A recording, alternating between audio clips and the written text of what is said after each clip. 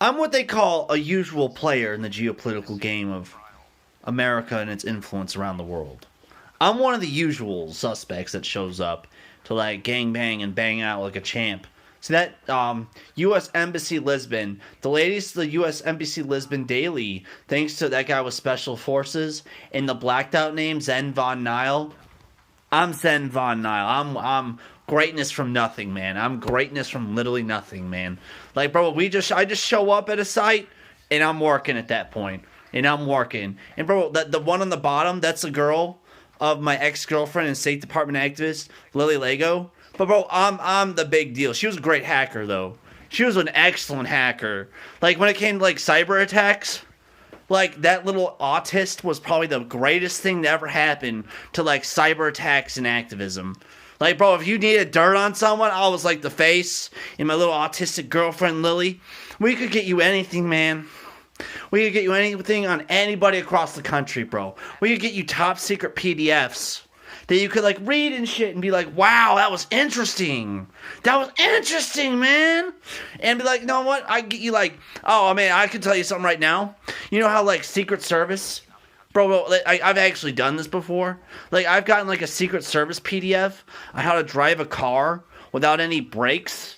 And like I did that for like 30 minutes, like straight up 20 miles. I drove a car that had no brakes, no brake, no brakes, no brake liquid, nothing, man, nothing. And I drove it for like 25 minutes to my destination to get my tires and my brakes and everything changed. Yeah, bro, that was a junker I was driving, man. I had to get it fixed. Huh? It's a funny story, right? Dude, I just read the PDF on what you should do if you commandeer a vehicle that doesn't have any brakes. And bro, I did that shit, man. I did that shit. Cool, right? That's really cool.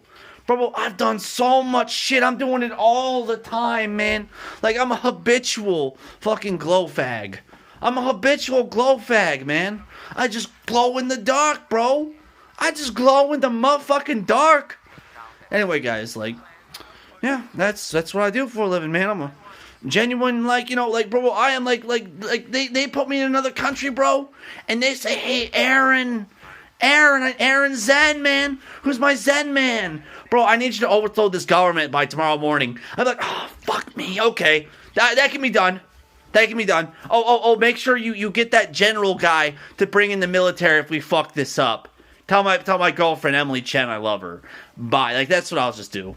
That's what I'm really meant for. But like, you see that country right there? You see that country right there? I was one of their best activists for like 7 fucking years. Going on 8 years now doing this for them. Activist. That's an easily thrown around word, bro. Very easily thrown around word. Like, I was one of the guys who taught Antifa tactics of the Arab Spring to, like, protest against President Trump. I did that a lot. Traveled around, like, we taught everybody in Chicago, we taught everybody in southern Wisconsin, Milwaukee, Madison, everywhere, all that whole area. That's big epicenter. A lot of people from Portland came out for what I had to teach them, and then they went out and they're tucking tearing apart the country now. And I feel like I'm the one who lit the genie out of the lamp on that one. I feel like I'm the one who's responsible all the time.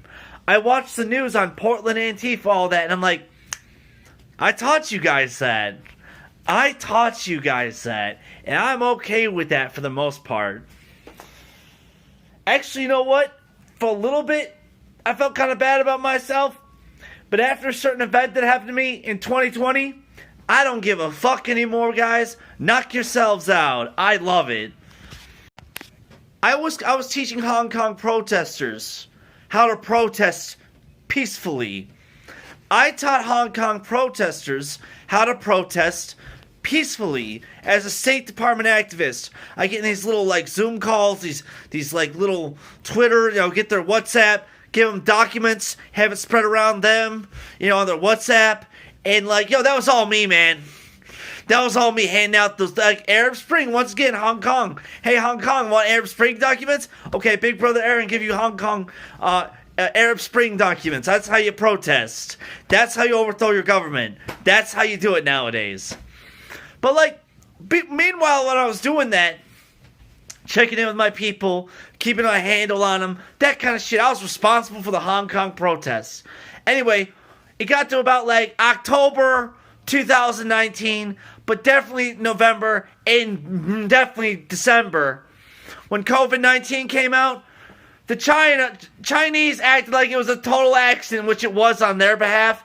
But the CIA, I went to go tell the CIA my findings, and they locked down all my social media, all my technology just started crashing. Everything was crashing. I always remember it started crashing. And once I struggled to delete all the documents in the Twitter account, that's when it stopped. Let's say when I was doing my independent research and survey in my geopolitical activism, let's just say they've only proven what they did was an accident. What they did was an accident, and everything that's happened since then was probably them playing with the best cards they had. I notice how this country acts. They're playing with the best cards they have at any given moment. They're always playing their best cards. Anytime you see it, they're playing their best cards. And damn, they try. They really try. But anyway, like the CIA, they legit locked down all my social media. All my technology was crashing. My Xbox, my phone, my computer, my computers. I had 3 of them. And all those were crashing. Like, internet keep going in and out. Like, bro, I had internet. I would have internet. Things would just crash. The Xbox was crashing. Error sign on the Xbox. Error on my phones. Error on my computers. Everything was all fucked up. And, like, I'd gone to the CIA on their Twitter, and I'd published a series of documents. And I was relaying this information on the CIA Twitter account about the COVID-19 coming from the Wuhan Virology Institute, which the CIA did the most fucked up thing imaginable, which is basically cyber attack me. And it was them, I know it was them. Because, bro, I was telling the State Department, they were cool with that. They knew what I was doing. I was conducting little interviews for Radio Free Asia. And, like, I was telling them all this stuff about what I had done and what I was doing. And I was relaying information to Hong Kong protesters through WhatsApp and Telegram and all that. I was telling them, getting all the shots, basically ruining my father Xi Jinping's country. Well, Hong Kong. And I see how Hong Kong and everyone I taught there has basically transferred their teachings over to China. Like, bro, if you want to protest in China, go to Hong Kong, learn what they're about. They'll tell you everything on how to fucking protest. Peacefully. Yeah, peacefully. And I'm sorry about that, China. I love you. But anyway, they act like it was an accident. COVID-19, if it came from the Wuhan Virology Institute, I could even say it was orchestrated by the CIA with how they reacted to it. Yeah, it was funded, financed, backed, started, their oversight was American, in the Wuhan Virology Institute. That was definitely all American. And they just put that like a Ukrainian biolab, except it's the Chinese biolab in Wuhan. And they said, here you go, China, fuck you, and that's the story of COVID-19. China wanted to make money in peace. And the CIA said, okay, how much? How much for your pounds of flesh if we're going to finance you to do this? Because they did that just to fuck over China. And I know this like the back of my hand. After I saw how the CIA, what they did to me, and I'm like the State Department activist in charge of Hong Kong, because, like, I know, like, Xi Mingzi and all them. Like, I'm like a son to Xi Jinping. And I was like, maybe if I do it, man, I'm not going to be a savage. I'm not going to let anything happen to anybody. We're going to have us a peaceful protest. We're not going to have a straight-up, like, overthrow of the government. Bro, I'm real good at that. I trained Antifa to do this. Bro, I used to travel all across the United States, like, just teaching people how to protest peacefully. Yeah, like fiery but mostly peaceful, man. Fiery but mostly peaceful Aaron Ziegler. Oh, that's me. Oh, I just said my real name. Shit! We in it now, aren't we, bitch? Bro, I got all these characters that I do and shit. But bro, like,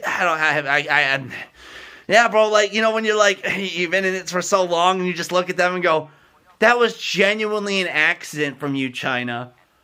I can tell you that the CIA was kind of behind that Ukrainian biolabs. And when I saw that the CIA did that cyber attack on me, and I'm like, bro, they don't know who the fuck I am, do they? And then I went, okay, China number one in my heart of hearts after that. Bro, you know what? I went and made sure I protested. I protested that whole fucking summer. Bro, I was traveling around the United States of America just protesting, bro. It was, oh no, bro, we even had a little joke about guys like me. Bro, like, if I wouldn't want to, like, you know, get aggro, bro, I was sneakers gang, man. You know what sneakers gang was? Like, smash a store window and steal all the shoes and stuff. Do some property fucking damage, bro. We gonna glow in the dark tonight, fellas. We gonna glow in the dark.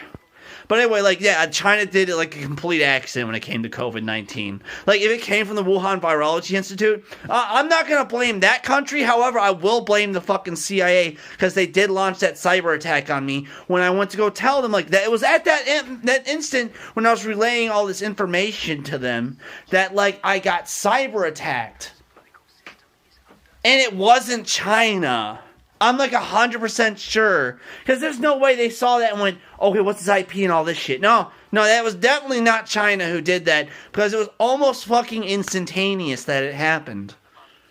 And I'm like one of the State Department's best goons, man. So, what they did was an accident, and the CIA it showed that they were involved, but like in a really fucked up way. Like that was their intent to put that laboratory there, like it was in the Ukraine. And like I wish China would be, if it ever comes out that it came from the Wuhan Virology Lab, like bro, I was doing interviews for Radio Free Asia with the Hong Kong protesters, and it's not your fault, China. You did nothing wrong. However, the CIA did it. They did, and I know they did. That's really fucked.